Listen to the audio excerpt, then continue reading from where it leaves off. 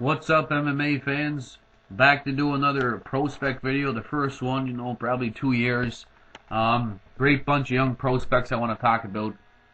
Most of these guys are, as the theme of this video is young guns, most of these guys are between the ages of 17 and 25 with a few exceptions. So a lot of these guys are untested, and, it might be a while before you see them in a major promotion. Some I think will get the call relatively soon. Nonetheless, let's get things rolling. The first fight I want to talk about is Sergio Pettis, 5'7", 135 pounds, just 18 years of age, 2 wins, no losses, both victories coming via head kick, KO. American fighter and of course brother of the great Anthony Pettis, trains out of Rufus Sport Gym, and surrounded by some great talent when it comes to training partners, such as Ben Askren, Alan Belcher, Eric Koch, older brother Anthony Pettis, and of course, well coached under Duke Rufus.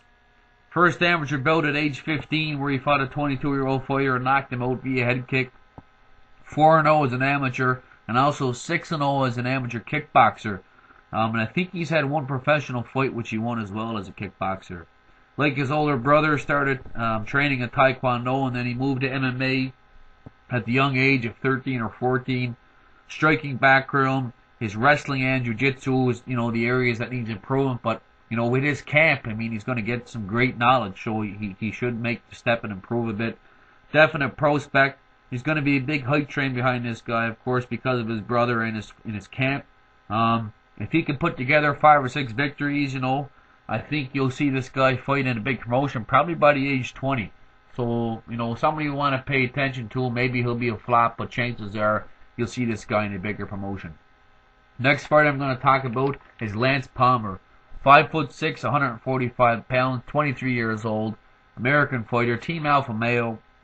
Trains with the likes of Joseph Benavidez, Uriah Faber, Chad Mendes, Danny Castillo. 2-0 with 1 submission victory. Big wrestling background. Four-time high school Ohio State championship. 4-time NCAA Division I All-American. 2010 Big Ten championship. Second place in 2010 at the Division I championship. Very athletic, agile, fast, speedy fighter.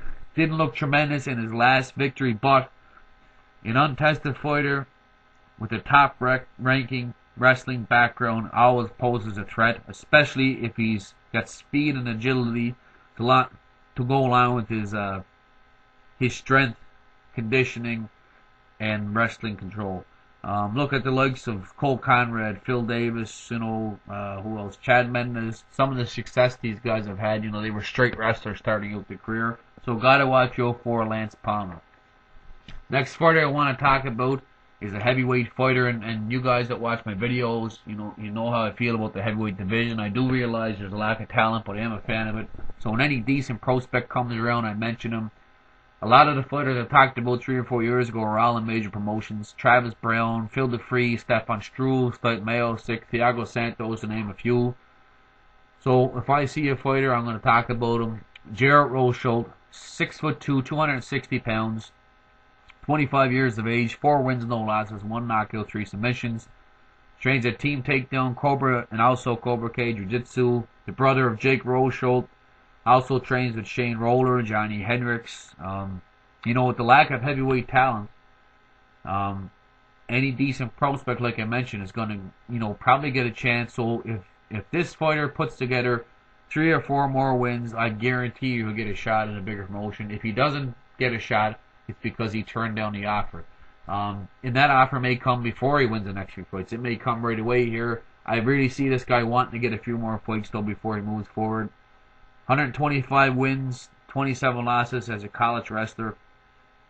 Finished second in 2010 at the NCAA Championships. 4-time Division I qualifier, 3-time All-American, 3-time Big 12 fight finalist. High school record of 150 wins, 5 losses, I believe. For Oklahoma State, that's the most winningest record. I'm not positive, Huge wrestling background, good GMP. He looked confident and relaxed in his fights. Of course, he needs some seasoning, especially in the stand-up.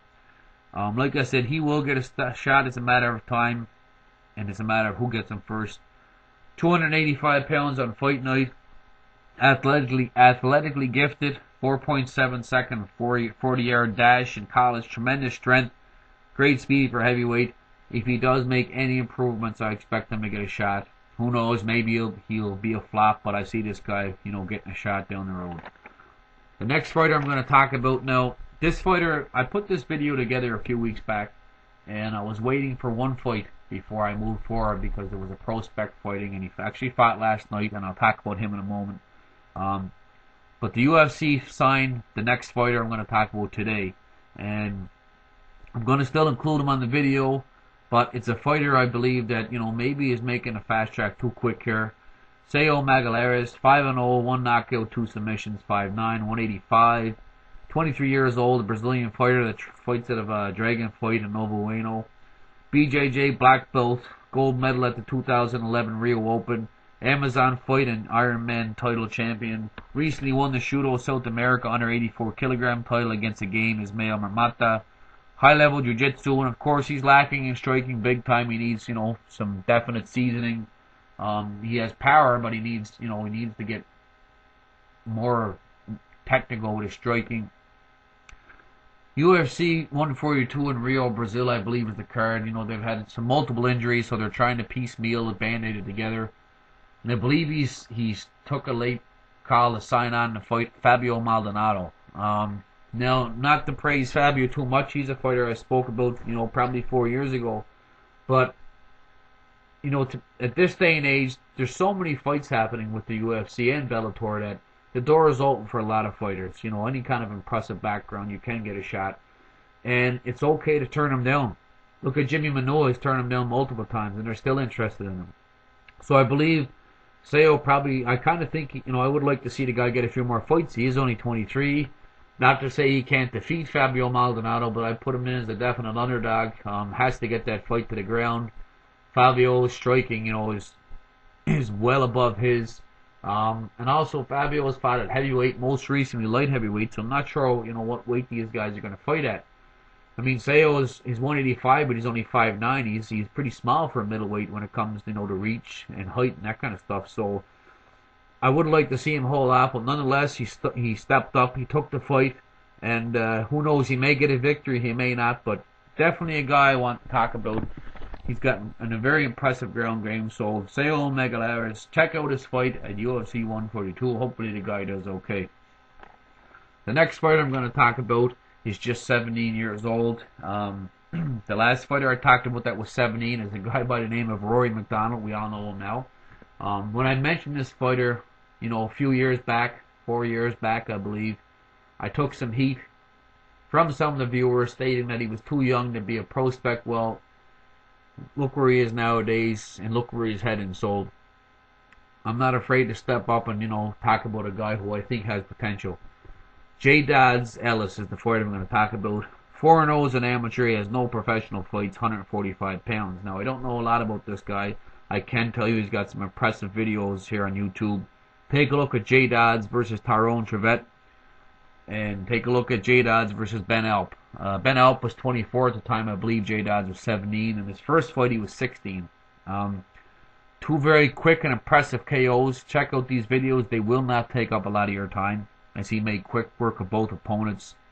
If you want to see some of his wrestling, it's an area where he has to improve, but check out his fight against Louis Morgan. Been training MMA since age 14. He started out in Aikido at an early age with his grandfather, Henry Ellis, who was one of the pioneers, if not the pioneer, of Aikido from its inception in 1955. Trains at the Prize Fighter Gym in Farnborough, UK, under Sol Rajal and Nick Campman. Fight Science is the name as well. A lot of UK fighters UK fans know Nick Chapman. Son of MMA fighter Rick Ellis. Little known about this guy, but great potential for striking. Again, decent wrestling. Who knows? Apparently now he is definitely committed to being a full-time fighter. He is in college, but he has a lot of time to train. Hopefully, in a few years down the road, we see this guy. I'd like to see, how he would pan out with a few more years under his belt. Check out those videos I mentioned to see some entertaining and quick KOs. The next guy I'm going to talk about is a fighter by the name of Yoslandi Izquierdo. Now, as mentioned, I made this video 3 weeks back. I had a fighter by the name of Patrick Sonobo. and he was going to be fit into this slot. Sonobo was 8-0 with 7 knockouts, and Yossi Landy knocked him out last night in the first round. Yossi Landy is Cuerdo 6-0, 3 knockouts, 1 submission, 5'10", 154 pounds. 27 years old, so he's outside of that bracket of the 17 to 25 age group I mentioned. He's a Cuban nationality. Trained at Young Tiger Foundation with Alexis Correxitz. Background in karate too. Not sure if everybody's gonna know about this background, but Wadi Ju is the name of it. 5 years training, was a black belt in that discipline. He then went to the military service in Cuba. And they provided koitsu classes, which is a form of Korean martial arts. Silver medalist in the national championships his first year, and then he went on consecutively 3 years in a row to win the national title. I mentioned last night he fought Patrick Sonobo in the CFA undefeated lightweight tournament. It's a tournament which began with all undefeated lightweights. Tremendous tournament from a small organization. And last night against Sonobo was a tremendous fight they put on. To have a guy like that fight, 2 prospects fight in a small organization was great. So he handed Sonobo his first loss. He also handed Chris Garcia, another prospect, the first loss of his career. Very high-paced fighter, powerful striking, and he's effective striking, both when it comes to kicking and punching. Ever improving submissions, good submission and good takedown offense. Of course, needs to keep improving in all aspects of the game.